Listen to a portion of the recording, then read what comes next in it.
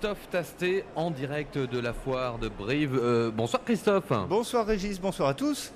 Du monde j'imagine autour de vous. Oui, du monde déjà à la foire du livre de Brive, énormément dans les stands. Et puis avec Teresa Rivet également, bonsoir.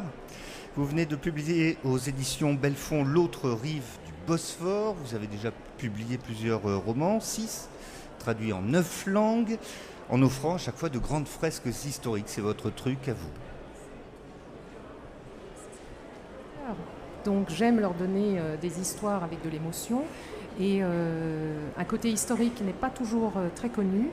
Et puis un travail historique rigoureux, mais surtout de l'émotion et des personnages qui captivent, du moins je l'espère. Alors c'est justement ça qui peut m'étonner à moi qui ne connais pas spécialement. Vous nous entraînez dans un décor et un temps que je connaissais peu, c'est la Turquie au sortir de la Première Guerre mondiale.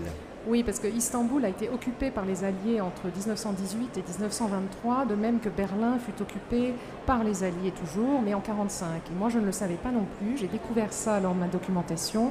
C'est une période extraordinaire qui permet de mettre en scène des Turcs, une femme turque notamment, une héroïne, qui est mon héroïne, qui va vers une émancipation à travers la Révolution, mais aussi un commandant de vaisseau français complètement à la dérive, des Russes blancs qui arrivent et qui fuient la Révolution bolchevique, qui n'ont plus un rond et qui ont des histoires passionnelles, extraordinaires. Donc vous avez un échiquier assez magique et j'ai pris un plaisir fou à écrire ce livre pendant 2 ans. C'est un livre aussi qui nous replonge donc dans l'histoire de la Turquie et d'un personnage mythique aussi, c'est Atatürk. Atatürk, Mustafa Kemal, qui est un des grands personnages de l'histoire et du XXe siècle.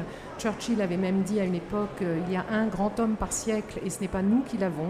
Et il parlait d'Atatürk, de Mustafa Kemal, qui est présent dans le livre en arrière-plan, mais qui est présent et dont toute l'implication historique joue sur la vie de mes personnages. Votre héroïne donc est une femme qui va suivre cette révolution qui arrive et qui un petit relent de révolution française aussi, quelque part. Oui, parce que les Turcs étaient, du moins les militaires turcs étaient très imprégnés par Voltaire et par les idées de la Révolution. Mais ce qui est beau avec Leyla Hanoum, c'est qu'elle est l'épouse d'un secrétaire du sultan, qu'elle veut à la fois respecter ses traditions et en même temps accepter ce monde moderne qui était déjà arrivé en Turquie depuis le début du siècle. Et elle va devoir concilier les deux choses. Et puis elle va aussi avoir une histoire d'amour qui va compliquer beaucoup sa vie, mais c'est une femme de ferveur, une femme de courage, et elle incarne la réalité de certaines femmes ottomanes de cette époque.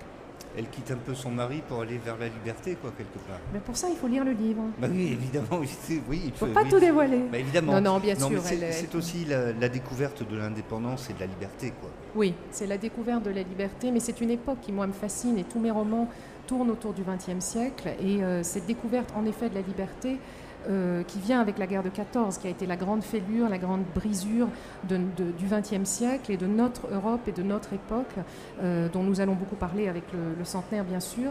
Et donc, tout est parti de là. Et toute cette révolution aussi des âmes vient de cette époque. Teresa Rivet, vous nous disiez tout à l'heure que vous-même, vous ne connaissiez pas bien cette époque, ce lieu.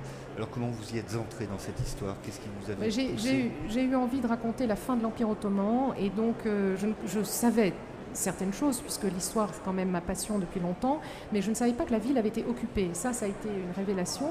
Et pour moi, mes romans, c'est toujours 2 ans de travail, 1 an de documentation en bibliothèque, je me déplace sur place, je fais des interviews, je travaille d'après des journaux, des mémoires, et donc c'est une réalité historique dont je m'imprègne, que je restitue ensuite. Mais mes personnages sont inventés et libres de leurs mouvements, de leurs amours, de leur vie. Vous auriez envie de repartir sur les bords du Bosphore, vous choisiriez quel endroit?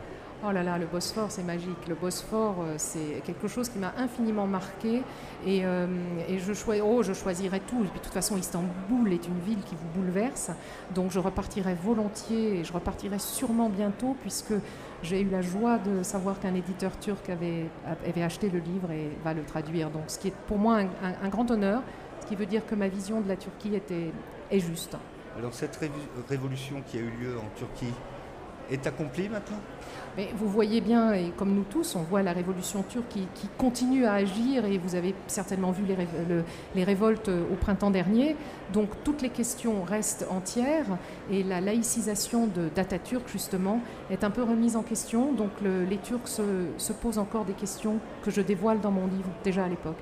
Merci beaucoup Thérèse Arrivé. Merci Ce n'est pas la beaucoup à première vous. fois que vous venez à Brive, Non, mais c'est un, j'imagine que c'est avec beaucoup de plaisir à chaque c'est un fois. bonheur, c'est un bonheur. Et j'espère que ce n'est pas la dernière fois non plus.